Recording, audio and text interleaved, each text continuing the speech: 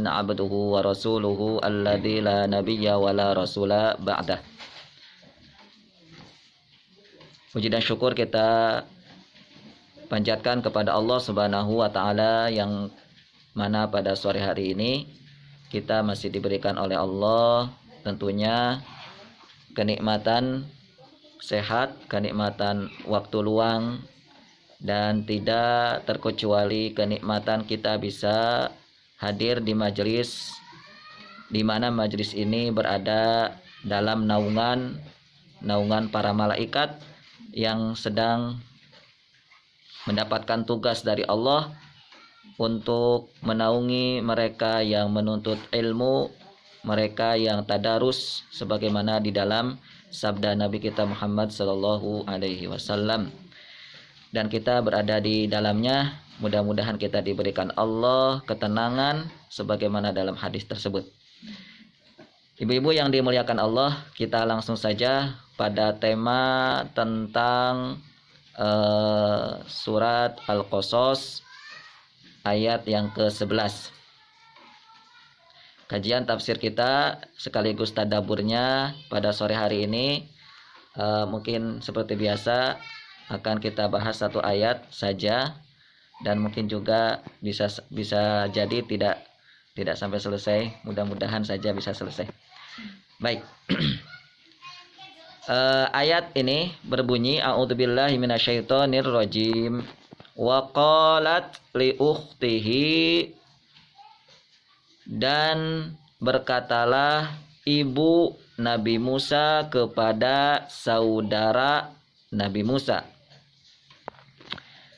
Qussi, ikutilah dia. Fabasurat bihi, maka kelihatanlah oleh kakaknya Nabi Musa. Siapa yang kelihatan oleh kakaknya Nabi Musa? Tentunya Nabi Musa itu yang sedang ada di dalam tabut atau yang sedang berada di dalam kotak. Anjunubin, tetapi dari jarak yang jauh. Anba'idin, itu arti dari atau makna dari anjunub. Sebenarnya junub itu asli artinya bukan jauh, Bu. Junub itu artinya di samping. Wahum la yash'urun, sedang mereka itu siapa? Orang-orangnya Fir'aun. La yash'urun, tidak menyadari apa? Tidak menyadari bahwa bayi yang ada di kotak itu adalah bayinya Bani Israel yang akan mereka sembelih atas tentunya komando atau perintah dari raja zalim yang bernama Fir'aun. Baik, ibu-ibu yang dimuliakan Allah, ini ayat pendek tapi sejatinya ayat ini luar biasa pelajarannya. Baik, ayat ini sebenarnya mengkisahkan seorang wanita yang tidak banyak dikisahkan di dalam Al-Quran. Yang saya ketahui, wallahu alam, hanya 2 surat saja yang mengkisahkan wanita ini, yaitu kakaknya Nabi Musa. Yang pertama di surat ini yang sedang kita bahas, surat Al-Qasas ayat yang ke-11. Yang kedua di surat Toha ayat yang ke-40. Namun tentu 2 ayat ini, atau khususnya ayat yang sedang kita bahas, ayat yang ke-11 ini, itu sebenarnya sudah cukup untuk menjelaskan keistimewaan wanita ini. Keistimewaan dari seorang kakaknya Nabi Musa. Kenapa? Karena dengan tugas yang diemban oleh kakaknya Nabi Musa ini menjadi salah satu peran yang sengaja digerakkan oleh Allah untuk menyelamatkan calon nabinya, yang kelak nabi itulah yang akan meruntuhkan keangkuhan istana dan kezaliman Fir'aun. Dan juga kakak inilah atau saudara dari Nabi Nabi Musa alaihissalam inilah yang nantinya juga ya akan berperan yang sangat penting, di antaranya yang akan menjadikan Nabi Musa alaihissalam ini menjadi nabi. Adapun nama dari kakaknya Nabi Musa alaihissalam ini, di antaranya yang saya baca dalam beberapa tafsir, di antaranya dalam tafsir At-Tabari, yang pertama namanya ada yang menyebutkan Maryam, ini yang paling masyhur, yang terkenal. Yang kedua ada namanya Kalsamah, ada yang menyebutkan namanya Kalsamah. Yang ketiga ada yang menyebutkan namanya Kulsum.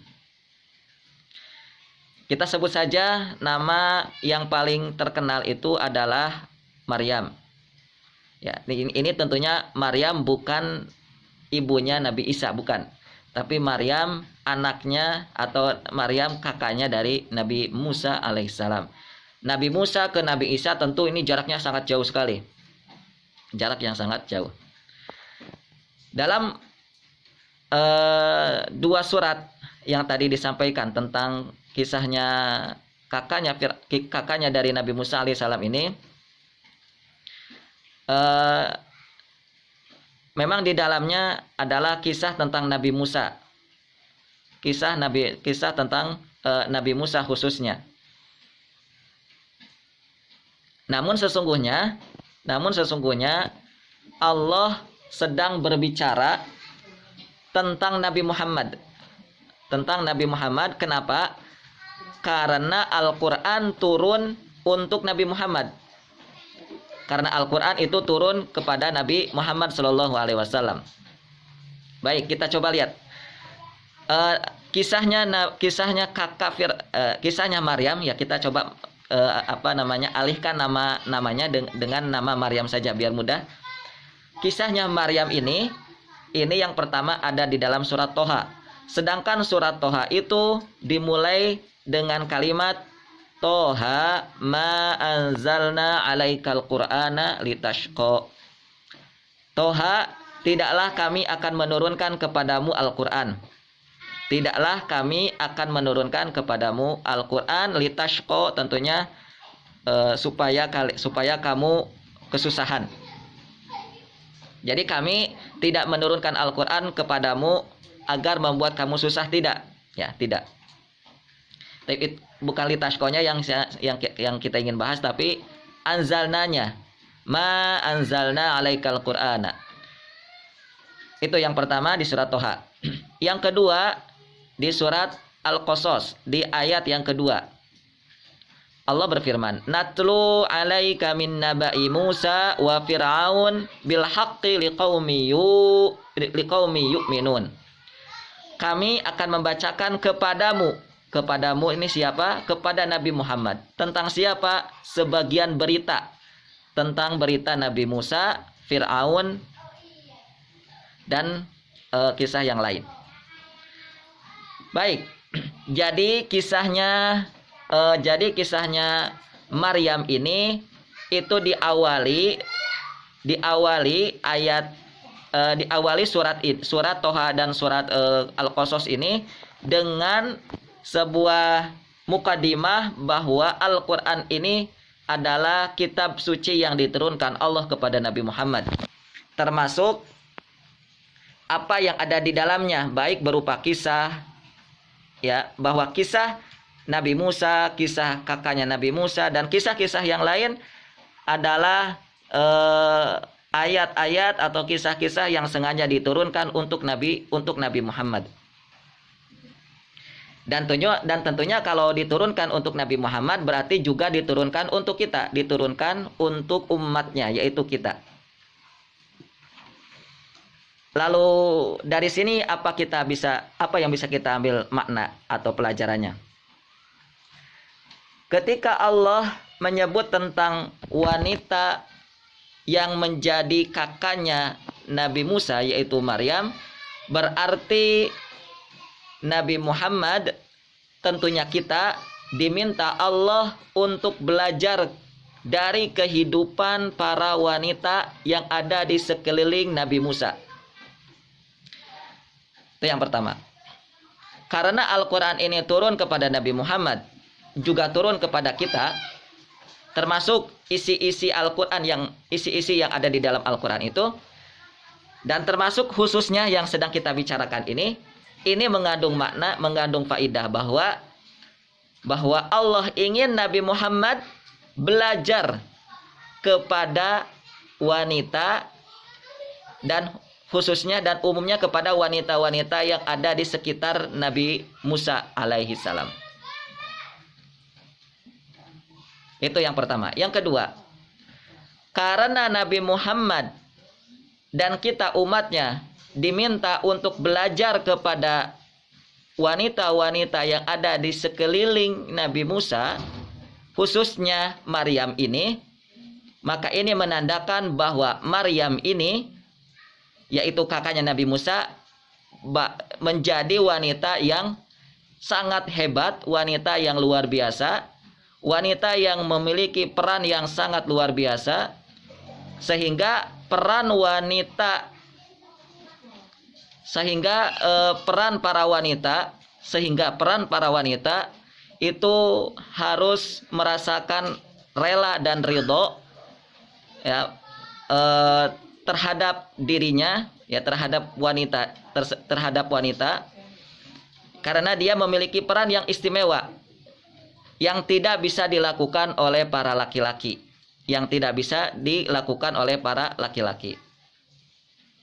Kenapa? Karena di dalam diri wanita ada peran-peran hebat yang tidak bisa dilakukan oleh laki-laki. Bukankah seseorang itu, ibu-ibu yang dimuliakan Allah, itu dikatakan hebat, seseorang itu dikatakan hebat dan istimewa jika dia mampu melakukan yang tidak bisa dilakukan oleh orang lain, atau yang tidak bisa dilakukan oleh kebanyakan orang. Itu baru orang itu dikatakan hebat. Umpamanya apa? Misalnya manjat tebing ataupun naik pohon tinggi yang berapa meter gitu tingginya dan seterusnya. Maka kalau dia mampu mencapai itu, melakukan itu, maka dia tandanya orang hebat. Kenapa? Karena dia melakukan sesuatu yang tidak bisa dilakukan oleh banyak orang. Baik. Begitu juga Allah memberikan peran-peran kepada wanita yang tidak bisa dilakukan oleh para laki-laki, oleh kami para laki-laki. Dan kita tahu ada sebuah semboyan yang kita kenal, bahwa di balik laki-laki yang hebat itu ada wanita yang istimewa. Dan ini, kalimat ini layak disematkan kepada Nabi Musa. Layak sekali disematkan kepada Nabi Musa. Kenapa? Karena Nabi Musa kita tahu adalah manusia hebat, nabi dan rasul, dan juga beliau adalah juga seorang nabi yang dimasukkan pada nabi ulul azmi. Jadi selain nabi dan rasul, beliau juga adalah nabi yang memiliki pangkat gitu ya, sebagai nabi ulul azmi. Yang itu hanya dimiliki oleh 5 nabi saja. Nabi Nuh, Nabi Ibrahim, Nabi Musa, Nabi Isa, dan Nabi kita Muhammad SAW. Nah, kenapa Nabi Musa itu menjadi ulul azmi minar rusul, masuk kepada 5 anggota ini? Itu diantaranya peran dari para wanita, peran daripada para wanita yang ada di sekeliling dari Nabi Musa alaihi salam. Setidaknya ada 3 wanita yang ada di sekitar Nabi Musa alaihissalam. Yang pertama, kakaknya sendiri yang akan kita bicarakan hari sore ini. Yang kedua, ibunya. Yang ketiga, Imro'atu Fir'aun, yang kita kenal dengan nama Asia. Itu 3 wanita inilah yang berperan sangat penting untuk kebesaran, kemuliaan, dan ketinggian derajat seorang Nabi Musa alaihi salam. Sehingga ini perlu dipelajari khususnya bagi para ibu-ibu, para wanita muslimah supaya faham di manakah letak peran istimewa seorang wanita itu. Di manakah letak peran istimewa dari seorang wanita itu. Dan tadi karena Al-Qur'an ini memang turun untuk Nabi Muhammad, termasuk kisah tentang Maryam ini, maka persis sama Nabi Muhammad sebagaimana Nabi Musa memiliki wanita-wanita hebat, Rasul pun juga sama memiliki wanita-wanita hebat, perempuan hebat